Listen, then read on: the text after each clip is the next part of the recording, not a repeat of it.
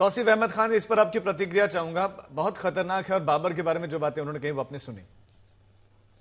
देखिए, ये राजनीति कर रहे हैं और झूठ बोल रहे हैं बीजेपी के नेता। हाईकोर्ट में याचिका फाइल की गई थी कि इस पे ये जो फाउंडेशन स्टोन का जो आज प्रोग्राम था, फाउंडेशन लेइंग स्टोन का, ये जो है इसको स्टे लगा दिया जाए। और उसमें बाकायदा सुनवाई हुई। उस सुनवाई में सेंटर के जो वकील है एएसजी, वो भी शामिल थे। ये जो आज टीवी में बैठ करके बीजेपी के प्रवक्ता कह रहे हैं कि प्रिवेंटिव डिटेंशन में अरेस्ट कर लेना चाहिए था, ये बात तो सेंट्रल गवर्नमेंट के, बीजेपी के सेंट्रल गवर्नमेंट के जो वकील है कोर्ट में, तो उन्होंने ये बात नहीं कहा कि हुमायूं कबीर को आप अरेस्ट कर लीजिए। वहां पे श्योरिटी दिया गया कि हमारी सेंट्रल फोर्सेस जो है वो तैनात है मुर्शिदाबाद में, हम कोई गड़बड़ी होने नहीं देंगे। लिहाजा हाईकोर्ट ने इसको अलाउ किया, हाईकोर्ट ने परमिशन दे दिया। हाँ, बंगाल सरकार के ऊपर में जिम्मेदारी है एज अ स्टेट गवर्नमेंट कि वो लॉ एंड ऑर्डर को, सिचुएशन को मेंटेन करे। तो पुलिस बंदोबस्त जो ममता सरकार को करना चाहिए था उन्होंने किया। 6 दिसंबर को 1992 को बाबरी मस्जिद को शहीद किया और उस पे राजनीति की इन्हीं लोगों ने, यही बीजेपी के प्रवक्ता ने, जो आज बैठ करके कभी मुस्कुराते हैं, कभी कहीं पे बोलते हैं कि हाँ हमने बाबरी तोड़ दिया, हम और भी मस्जिद तोड़ेंगे। ये तो कहते हैं बीजेपी के नेता। उमा भारती ने थोड़े दिन पहले क्या बोला, आज अभी दूसरे बीजेपी नेता को आप उठा लीजिएगा। तो ये मंदिर मस्जिद की राजनीति, जिसको हमने समझा कि सुप्रीम कोर्ट के फैसले को भारत के मुसलमानों ने स्वीकार कर लिया, अब ये मंदिर मस्जिद की राजनीति हम पीछे छोड़ते हैं। ठीक है, हमें बराबरी विशाल मिश्रा जी, टीएमसी इस मामले में ज्यादा से ज्यादा क्या कर सकती थी? भाई, कोर्ट का भी आदेश था, वो लॉ एंड ऑर्डर मेंटेन करना उनकी जिम्मेदारी थी, वो उन्होंने मेंटेन की। बात ये है राजू जी, मानसिकता की बात हो रही है, बात बनाने की बात नहीं हो रही, बात मानसिकता। तो आप देखिए ना, सवाल यही है, आपको और कोई नाम के नाम पर बनाने की जो है ये सोच आती कहां से है? ये क्या दिखाना चाहती है ये? राजू जी, मेरा सवाल, राजू जी, मैं जो आपने सवाल किया, मैं ये कह रहा हूँ, ये मानसिकता आती कहां से? वारिस पठान साहब, आपकी आवाज नहीं आ रही, आपकी आवाज नहीं जा रही, दर्शक नहीं सुन रहे, प्लीज आप एक एक करके सबको सुनिए ना गेस्ट का। ये भी अब दूसरे मेहमानों का भी अपमान है ना। सिर्फ विशाल मिश्रा जी की आवाज आएगी। विशाल जी। राजू जी, बात है आप बनाइए, लेकिन सवाल उठता है कि आप नाम तो देखिए, ये सोच तो देखिए, ये क्या दर्शाना चाहते हैं। और आज 6 तारीख और बार बार क्या बात कही जा रही है, नहीं भूले हैं, नहीं भूले हैं। अरे आज भारतीय विरासत की पुनर्स्थापना हो रही है, तो आपको क्या दिक्कत है? जब ध्रुवीकरण की राजनीति होती है तो सब जानते हैं कि सबसे ज्यादा फायदा कौन, उससे एकजुट होगा, उससे हिंदू एकजुट होगा, उससे बीजेपी को सबसे ज्यादा फायदा होगा। वो यही तो आरोप लगा रहे टीएमसी वाले कि बीजेपी के इशारे पर करवाए, बीजेपी के इशारे पर सब हो रहा है। अरे राजू जी, आप बताइए, वही बात है फिर। सोच आपकी, सरकार आपकी, नेता आपके, बात जो भी हो, वहां पे कानून प्रशासन तो आप ही का है ना। तो इस सोच को तो आप देखिए ना, सवाल तो मतलब आप क्या करना चाहिए था? प्रशासन को रोक देना चाहिए था, जो यहाँ पर नोट कर, आधारशिला नहीं रखने देनी थी। कि आप क्या दिखाना चाहते हैं, ये आप क्या दिखाना चाहते हैं? ठीक है, इनसे पूछिए ना कि ये क्या दिखाना चाहते हैं। अतीकुर रहमान साहब, ठीक है, मस्जिद बनवाते, लेकिन उसमें बाबरी शब्द ऐड करने की, जोड़ने की जरूरत क्या थी? 500 साल से मामला चला, क्या कुछ नहीं हुआ, सबने देखा। आप उसको अभी भी जिंदा रखना चाह रहे हैं। क्या आपको लगता है कि भाई मुसलमान आज भी बाबरी के नाम पर वोट दे देगा, एकजुट हो जाएगा, उसके लिए दूसरे इश्यूज मैटर नहीं करते हैं, सिर्फ यही मैटर करता है? विशाल जी, जो आप इल्जाम स्टेट गवर्नमेंट पे लगा रहे हैं, टीएमसी ममता बनर्जी पर, वो इल्जाम तो सेंट्रल गवर्नमेंट पे भी लगता है ना भाई। फायदा तो आप भी उठा रहे हैं, मेरा इल्जाम, आप भी उसी पेटी गंगा में हाथ धो रहे हैं। जी नहीं, मेरा इल्जाम, बीजेपी की आपकी बारी नहीं है विशाल जी, आपकी बारी नहीं है। आपसे अभी विशाल जी आपकी बारी नहीं है कि इक्वलिटी अरे नहीं है। यही आपका ब्रॉटअप है क्या? एक भी नाम बता दीजिए, यही आपका ब्रॉटअप है क्या? एक भी फैक्ट बता दीजिए। आपकी बारी में बोल चुके ना, इक्वलिटी की बात ना की गई। अरे भाई, आप मानसिकता की बात कर रहे हैं, बैठकर झूठा। अरे वो कौन सी मानसिकता थी प्रधानमंत्री के पास जो बोल रहे थे कि ज्यादा बच्चे पैदा करने वालों में तमाम चीजें बांट दी जाएंगी कांग्रेस द्वारा? कौन सी मानसिकता थी? अपने क्यों? एक मिनट, एक करके विशाल जी उनको सुनते हैं। विशाल जी, क्या हो रहा है? अपनी अपनी बात रखिए विशाल जी, प्लीज। कोई और मेहमान नहीं बोलेगा। सवाल कर रहा हूँ। हाँ विशाल जी, राजीव जी, जो मानसिकता की बात ये कर रहे हैं, आप ये मानसिकता की बात क्यों नहीं करते हैं जब प्रधानमंत्री जी ने कहा कि कांग्रेस आपके सब कुछ लूटकर ज्यादा बच्चे पैदा करने वालों में बांट देगी, ये कौन सी मानसिकता थी?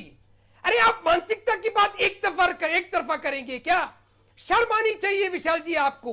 आप राजनीतिक विश्लेषक बोलते हैं अपने आप को और बीजेपी की बोलते हैं तोते की तरह। और आप अभी यहाँ पर बैठ कर कह रहे थे कि इक्वलिटी नहीं है, की बात कर रहे हैं का तो बात किया दोनों जाता तरफ है। की तो मुझे मानसिकता बताइए की ना, बात को सामने लाने एक की एग्जाम्पल दीजिए आप हिम्मत रखिए। मैंने कहा कि मुसलमान ये झांसे में नहीं एक आएगा। एग्जाम्पल दीजिए आप हमको। आपकी हिम्मत है तो बोलिए कि हिंदू ये झांसे में नहीं आएगा। आप में हिम्मत है ये बात बोलने की कि हिंदू अब मंदिर के झांसे में नहीं आएगा। 500 वर्षों के संघर्ष के बाद यदि भारत के विरासत की पुनर्स्थापना हो रही है तो वो हमारे लिए गर्व की बात है कि नहीं है? इसमें क्या दिक्कत है आपको? लेकिन सवाल ये उठती है, बनाने से किसी ने नहीं रोका, सवाल ये उठता है कि उसी आकाश के नाम पर बनाकर आप क्या दिखाना चाहते हैं? अरे जाने दीजिए ना, सवाल ये उठता है वो उठता है। राजीव जी ये एक्सपोज हो चुके हैं आज। ठीक, रोहन सामाजिक समरसता के ताने बाने को तोड़ने का काम। ठीक है विशाल जी, आपकी आवाज आ गई। रोहन गुप्ता, अभी आपको प्रॉपर समय। रोहन गुप्ता अपनी बात रखिए अभी। देखिए राजीव, मेरे को बोलने दो राजीव जी। हाँ, मैं आपके पास वारिस पठान साहब, इसके बाद रोहन जी की बात। तुष्टीकरण की, अरे बीच में मत बोलिए ना।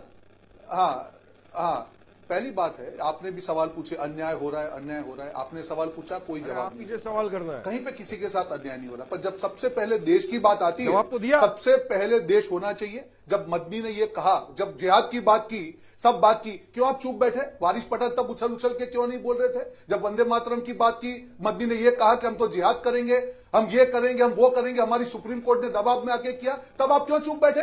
तब आप पे सवाल उठता है। आप सबसे पहले देश रखिए, आपका कोई विरोधी नहीं है। बात मुसलमान की नहीं है, बात तुष्टीकरण की है। और जब तक आप तुष्टीकरण करेंगे तब तक बीजेपी आपके खिलाफ चलती रहेगी। समझ के चलिए, आपने तुष्टीकरण में किसका फायदा किया?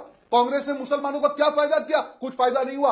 आज कौन सी सरकारी योजना है जहां पे आपको फायदा मिल रहा है? सब मिल रहा है, सबको बराबर अधिकार मिल रहा है। आप ही जैसे लोग थे जो ट्रिपल तलाक का विरोध कर रहे थे, क्यों?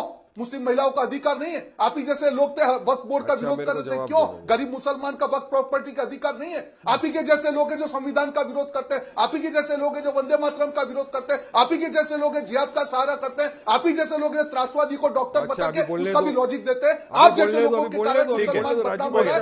मुसलमान अब जान चुका है आपकी हकीकत। आप और कांग्रेस पार्टी दोनों को एक्सपोज हो चुका है। वारिस पठान साहब, लेकिन ये बात आप स्वीकार करेंगे नहीं? वारिस पठान साहब, क्या ये बात आप स्वीकार करेंगे कि जो बन रहा है और उसमें जो नाम बाबरी मस्जिद से नाम दिया जा रहा है, वो एक राजनीतिक लाभ लेने के लिए हो रहा है? सब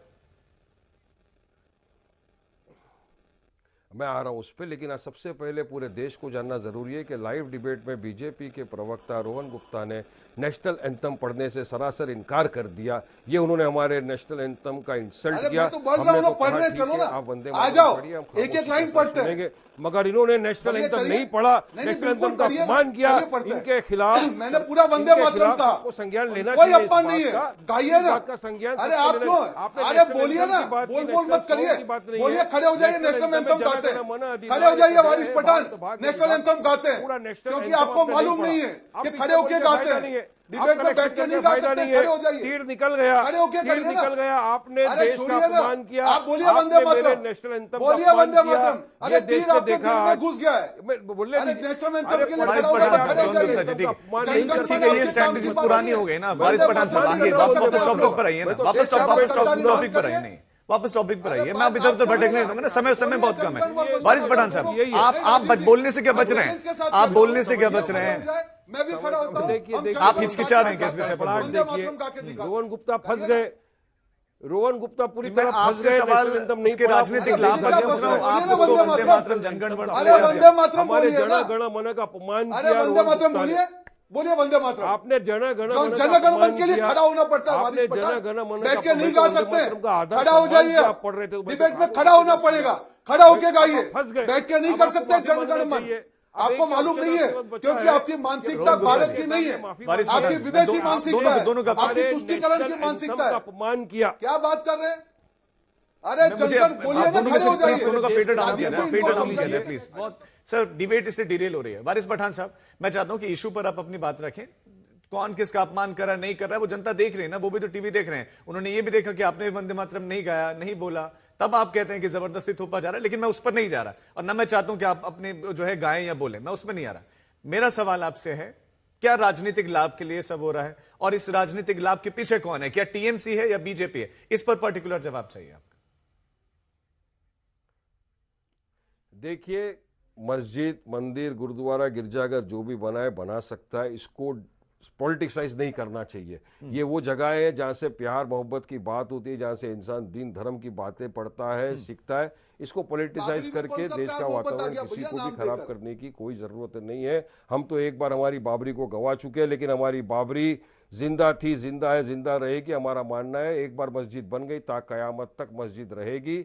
और सुप्रीम कोर्ट का जो जजमेंट आया था वो आस्था की बुनियाद के ऊपर था, एविडेंस के ऊपर नहीं था। सुप्रीम कोर्ट के जजेस ने कहा कि कोई प्रमाण नहीं मिले कि किसी तोड़ के वहां पर मस्जिद बनाई गई है। एएसआई के रिपोर्ट को भी उन्होंने साइड में कर दिया है। आप नेशनल एंथम तो पढ़ नहीं रहे और मुझे बोल रहे हो कि ये पढ़िए। मैं तो सम्मान करो, अपने नेशनल हो गया।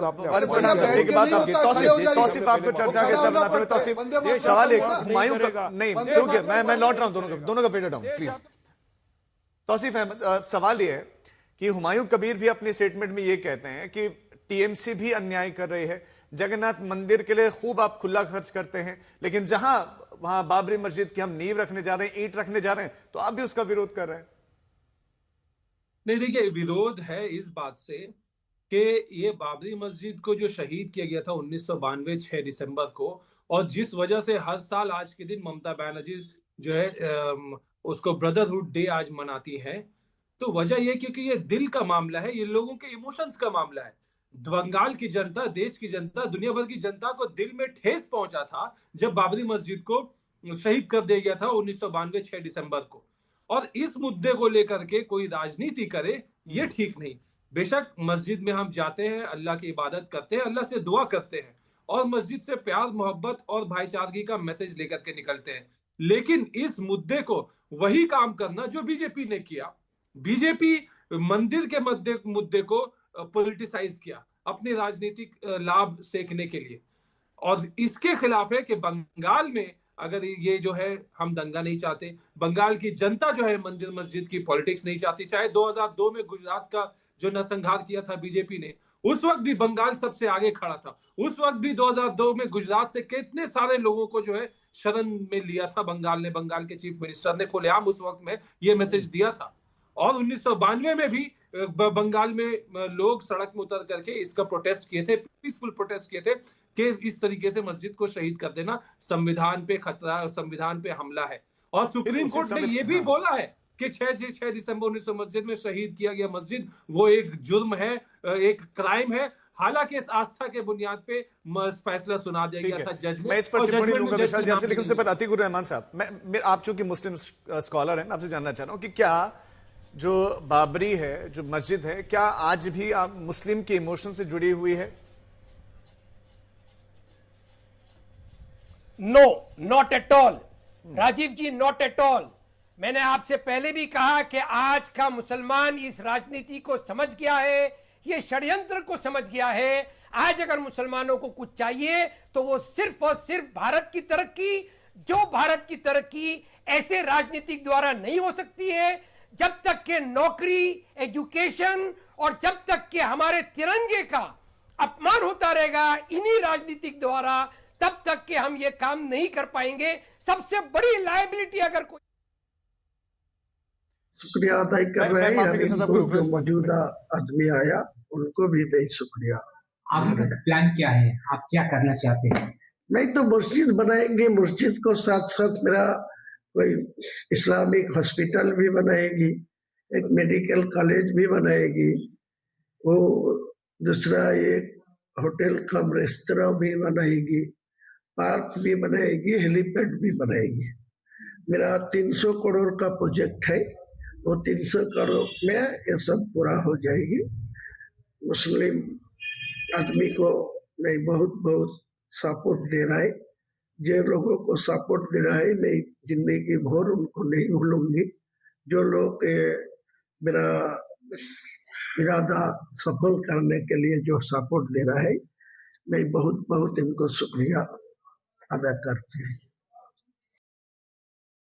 हुमायूं कबीर को आप सुन रहे थे। अतीकुर रहमान साहब, मैं उस समय आपको अचानक जो है ये उनका बयान आ गया था, आप कंप्लीट कीजिए, लेकिन वो कह रहे हैं कि मेरे तो प्रोजेक्ट यहीं तक नहीं है, वो तो 300 करोड़ के प्रोजेक्ट की बात कर रहे हैं।